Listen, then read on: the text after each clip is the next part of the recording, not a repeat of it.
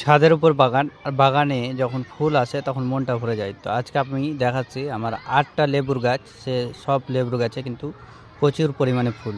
যেটা গাছ দেখাচ্ছি আপনাদেরকে, এই গাছটা হচ্ছে আমার দার্জিলিং কমলা, প্রচুর মিষ্টি খেতে। প্রথম বছর হয়েছিল, আর মাঝখানে একটা বছর বাদ গেছে, আর এবছর আবার এসছে। মানে 3 বছর আমি গাছ লাগাচ্ছি। তারপরে চলে আসি আপনাদের কাছে চায়না কমলা, দেখেন গাছ ভর্তি, মানে কুড়ি এসছে সবগুলো, হয়তো এটা একটু পরে এসছে। গাছ ভর্তি, এই যে লেবুর গাছে পুরো কুড়ি।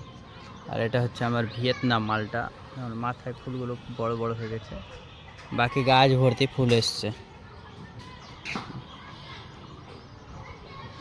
আর এটা হচ্ছে আমার আমেরিকান ইয়েলো মালটা, আমেরিকার হলুদ মালটা যেটা।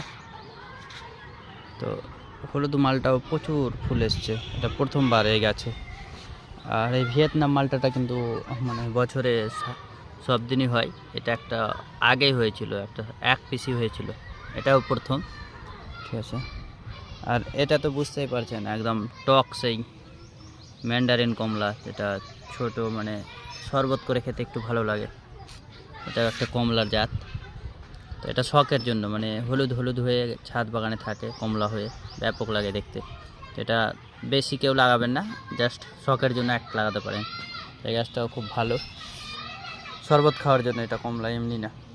আর এটা দেখুন আমার সেই কাগজি, অরিজিনাল কাগজি, মানে গাছে লেবুর এক একটা সাইজ দেখেন, মানে বিশাল বড় আকারের একটা সাইজের লেবু হয়, প্রচুর হয়েছিল, আমি খেয়ে শেষ করতে পারিনি, দিয়ে এখন এই বেশ কিছুটা আছে, 10টা মতো। আর এটা আমি নতুনই এনেছি, তো দুটো এসছে, এটা হচ্ছে সেই লাল জাম্বুরা,